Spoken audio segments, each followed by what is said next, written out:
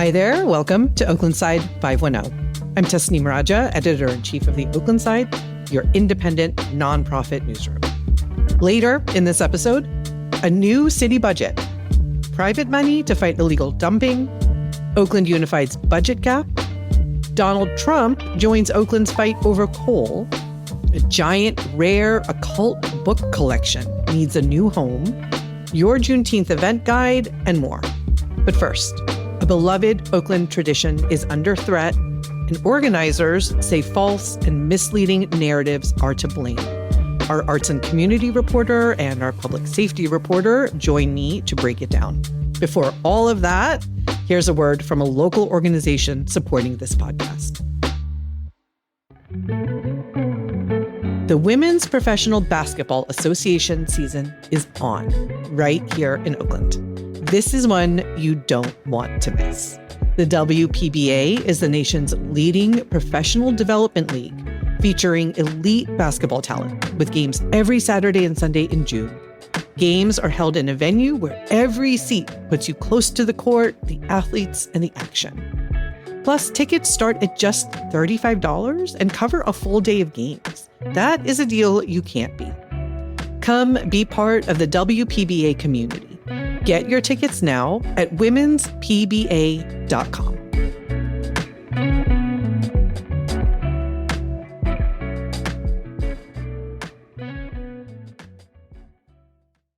Okay, let's get into our main story. This week, we're talking about one of Oakland's most beloved traditions, First Fridays. For 20 years, it's turned a stretch of Telegraph Avenue into a monthly street festival with art and music and food and families filling the block. For lots of Oakland residents, First Fridays is quintessential Oakland. If you've never been, we have amazing photos in a recent story on our site. The link is in the show notes. But lately, the festival has been fighting for its future. A big part of that fight is about a story being told about First Fridays that organizers and supporters say just isn't true. I'm joined by two of our reporters who've been digging into this. Azucena Rasilla, our arts and community reporter, and Roselyn Romero, our public safety reporter. Azucena, Roselyn, thanks for being here. Thank you for having us, Tasneem. Thanks, Tasneem.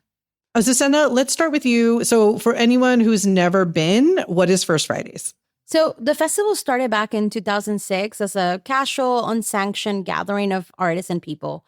Over time, it grew into a more popular event, and in 2012, it became an official permitted festival run by the neighborhood group Koreatown Northgate, which most people know as Kono. Mm-hmm. And the spirit of it has always been the same. It's a free, family-friendly festival. It's a place for local artists and vendors to show their work, for food vendors to sell, for local dancers and musicians to perform, for the community to just come out and be together once a month. Mm-hmm. And it's at a real crossroads right now. What is happening? So a lot of it comes down to money. Sponsors have been pulling out, and Vanessa McGee, the festival's director, says First Fridays is at risk of shutting down for good if they can't find a sustainable source of revenue. She connects some of the sponsors leaving directly to how the festival has been covered in the media. Companies see headlines tying First Fridays to violence, and they get nervous, even though these episodes of violence happen after hours, after the event ended, or at different locations. Mm-hmm. Okay, this is the thread I really want to pull on here. Roselyn, you've been reporting on where that narrative comes from and whether it holds up, whether it's accurate. What have you found? So the core issue is this. Over and over, when violence happens downtown, late at night, on the first Friday of the month, news coverage ties it to First Fridays. But when you actually look at the timing and the geography, it doesn't hold up. The festival itself ends pretty early. Vendors start setting up in the afternoon. The event wraps up before 10 at night. And within an hour or two after that, vendors are gone and the street is fully reopened. But the incidents getting linked to First Fridays are happening hours later, after the festival is over, and often blocks or even miles away. Okay, can you give us some examples of those kinds of incidents? Sure. There was a deadly shooting at a downtown nightclub this past March that got tied to First Fridays. But that shooting happened 6 hours after the festival ended, and it happened downtown, not where the festival is held in Koreatown Northgate. Mm-hmm. The festival happens up Telegraph Avenue, and that nightclub shooting was on 14th Street in downtown away from the festival. Mm-hmm. In May, there was a fight outside a corner store at Telegraph and 24th. And then hours later, a car crash over on 18th Street that injured several people. Again, after the event had ended and away from the festival. If you go back even further, there were shootings last spring that some coverage linked to First Fridays, but those shootings were miles away in East Oakland. There were shootings last fall, too, that happened in the early morning hours, again, well after the event wrapped up. So I know the spokesperson for the police union has been part of pushing this idea that the violence that's happening is directly related to First Fridays, right? That's correct. Sam Singer, the Oakland Police Union spokesperson who posts a lot of critical content about the city online, claimed that at least 6 deaths have happened after First Fridays over the past couple of years. Mm-hmm. When I asked him about these posts, he said these were his personal observations, not an official message from the police union. Okay. But when you go to the sources, that number, 6 deaths, isn't really supported. The article he pointed to didn't even mention those deaths. And after the shootings last fall, Mayor Lee said OPD hadn't found any connection between the festival and the violence. The Oakland Police Department later confirmed that. Vanessa McGee, the festival director, described the coverage as, quote, clickbait. Her point is that anything that happens in Oakland on a First Friday somehow gets pinned on First Fridays, even though the festival is a family event in one specific neighborhood, and the late night crowds downtown are a totally different scene. Mm-hmm. Roselyn, you've also found a second narrative running alongside this one, and it has to do with young people. That's right. There's this idea that has taken hold recently that teenagers are taking over the streets and causing chaos around First Fridays. You see it in viral videos and the comments under them, and in some of the local TV coverage as well. It fits into this national, quote, teen takeover storyline that's been all over the news in cities like Chicago and Washington, D.C. But experts I spoke to pushed back hard on that framing. One youth advocate with the Family Violence Law Center, which is based here in Oakland, told me it's misleading to say young people are driving the violence. For one thing, she said no one actually knows the ages of the people in these videos. A law professor who studies this said the coverage tends to demonize Black and brown kids for using public spaces in a way we don't see with other groups of teenagers, such as white kids at a skate park. You know, I know you've also talked with some of the young people who, you know, go out on First Fridays themselves. Yeah, I did. And what they said was pretty grounded. A couple of them helped out at a recent town hall about that festival. Their basic message was that the news shows all the bad and none of the good, like families just out enjoying the nice weather. And they were honest that a lot of Oakland teens don't have many safe, age-appropriate places to go to on a Friday night, which is part of why they end up downtown. A few of them talked about Oakland needing more activities for teens, like boxing, as one example, that gives them structure and positive role models. That lines up with the research, which shows that having safe public spaces and things like summer job programs can actually bring down violence. So what is Oakland doing about all of this? I kind of mentioned this earlier, but earlier this month, there was a town hall where city leaders came out to show their support for the festival. The mayor, the council member whose district covers First Fridays, and the interim police chief attended. They pushed back on the negative media coverage, but they also pledged to deal with the late night violence that happens on Fridays, as well as on many other days of the week. Their plan leans heavily on enforcement. More police and code enforcement staffing, closing off streets to traffic, and bringing in the city's violence prevention staff and MACRO, which is the civilian response program. Mm-hmm. Vanessa McGee, the First Fridays festival director, had a pointed take on that meeting, though. She said that it was really about the city laying out an enforcement plan for the downtown and uptown area, which she sees as completely separate from the festival itself. And when I went to First Fridays in June and stayed late, I did see a noticeably heavier police presence after the festival. I saw officers moving through the area in the early morning hours to prevent crowds from forming as well. Azucena, let me come back to you. The festival has always run on this pretty fragile mix of funding, as I've learned from your reporting. And now we're hearing these narratives that are scaring sponsors off. Can you walk us through the money? What does it cost to put this on and who pays for it? Yeah, so the organizers say it costs tens of thousands of dollars to put it on every single month. That includes several $1,000s just for private security.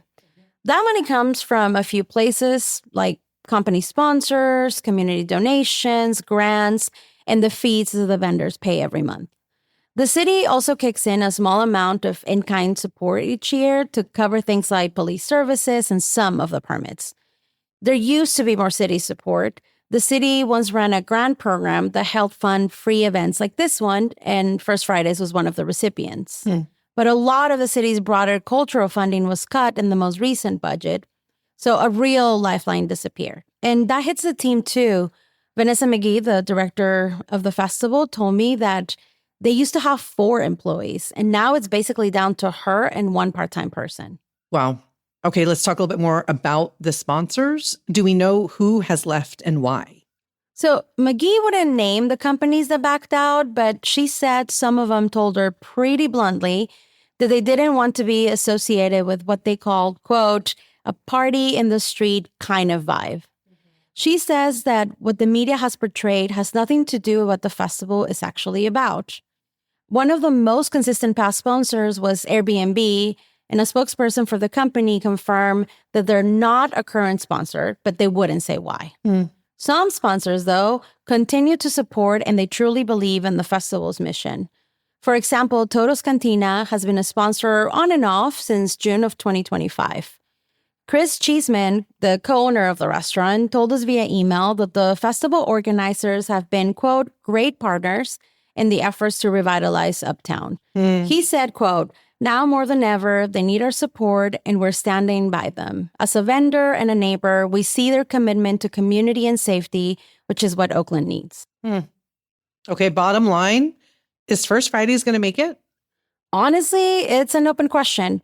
The organizers are busy planning the next one, but Vanessa McGee, the festival director, was clear that if more sponsors don't step up or if they can't raise money another way, those plans could change. The thing she keeps coming back to is just how many people walk through the festival every month. It's tens of thousands of them. If everyone gave $1, she said, that alone could change where they stand financially. Azucena, Roselyn, thank you both. This is really important reporting on something a lot of Oaklanders really care about. Thank you for having us, Tessy. Thank you. You can find both of their stories at oaklandside.org. And if you want to support First Fridays directly, we'll put information on how to do that in the show notes.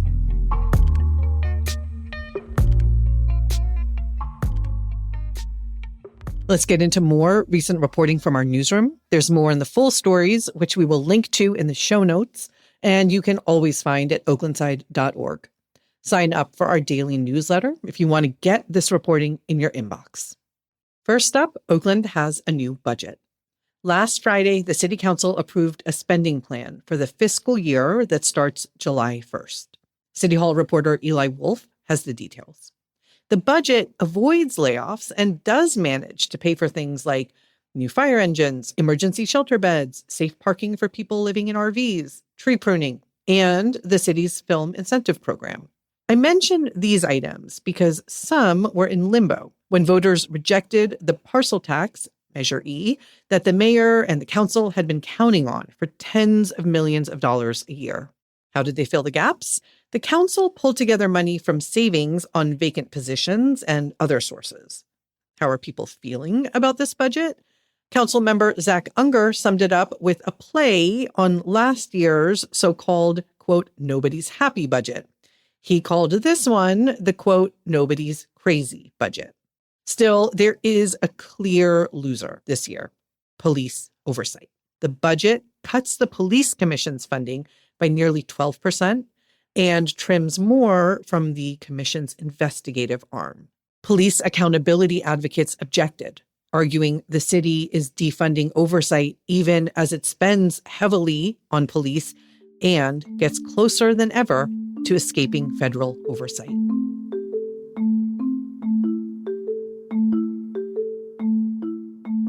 Here is a related story from Eli and our news editor, Darwin Bongram.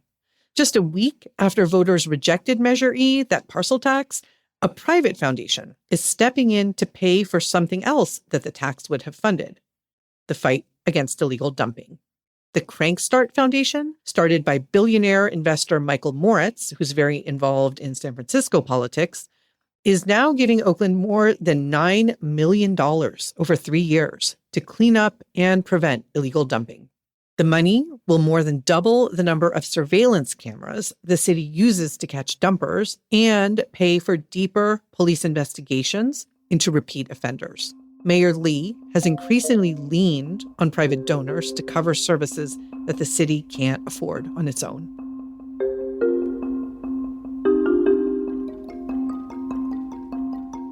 Over at Oakland Unified, education reporter Ashley McBride reports the district has made real progress on its budget crisis, but it's not out of the woods. Last fall, OUSD was facing a deficit of around $100 million for next year. After painful cuts, the district has shrunk that by about 2/3, but a gap of roughly $38 million still remains. Much of that is driven by the rising cost of special education, which districts are federally required to provide. The school board has to adopt a budget at its meeting on June 24th, and members will still have to figure out how to close that remaining gap, possibly into the fall.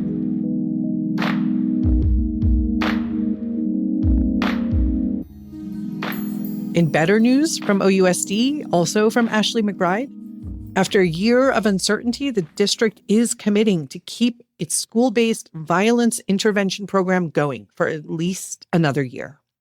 The 4-year pilot placed teams of violence interrupters, life coaches, and gender-based violence specialists in Oakland high schools. It was originally funded by the city's Department of Violence Prevention, and that money was set to run out. Earlier this month, the district put out a call for organizations to staff these teams at 11 high schools next year. The nonprofit Youth Alive has already secured grants to bring back some positions, including life coaches at Skyline and Castlemont. The program has been credited with reducing suspensions and chronic absenteeism.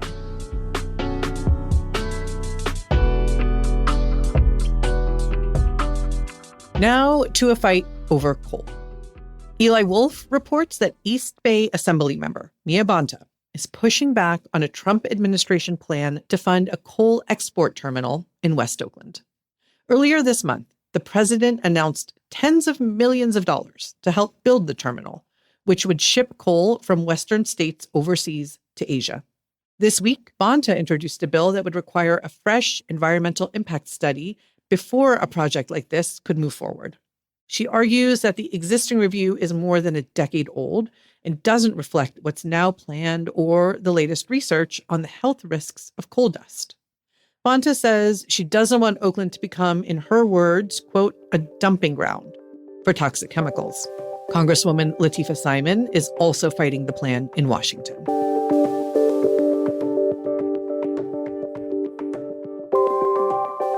Here is a story for the book lovers from housing reporter Natalie Ornstein. In the East Lake neighborhood, a longtime bookseller named Todd Pradham is facing eviction from the rent-controlled apartment he's lived in for 2 decades. That apartment doubles as his library. It holds thousands of rare and antiquarian books on esoteric and spiritual subjects, a collection he is now listed for sale because he may have only days to move if he loses his case. Pradham has spent decades not just selling books, but running a literacy program that has brought books to homeless youth, foster homes, and shelters around Oakland. Natalie's story is a moving read about one Oaklander's life with books and the hard choices that a housing crisis can force.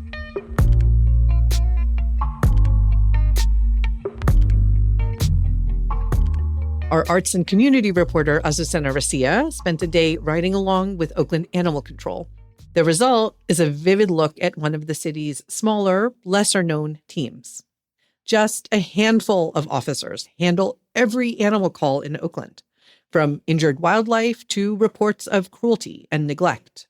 On the day that Azucena tagged along, they rescued an injured seagull and ran calls across East and West Oakland. The story also digs into the strain that the team is under. They are short-staffed, the shelter is over capacity, and the department recently lost a rescue partner after disturbing discoveries at a Humboldt County facility.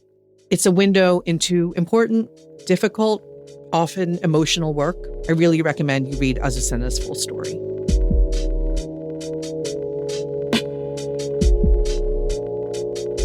From our Nosh team, a feature by Tony Hicks about an Oakland nonprofit that has become a national leader on an issue most people never think about, the food that is served in American prisons. The organization, Impact Justice, produced the first national study of prison food, and its work is the basis for a book called Eating Behind Bars. On Saturday, the book received a James Beard Award, one of the food world's biggest honors, in a special category for food-related media. Impact Justice is also running hands-on programs, including indoor farms inside women's programs, and an effort that has delivered hundreds of thousands of pounds of fresh produce to incarcerated people.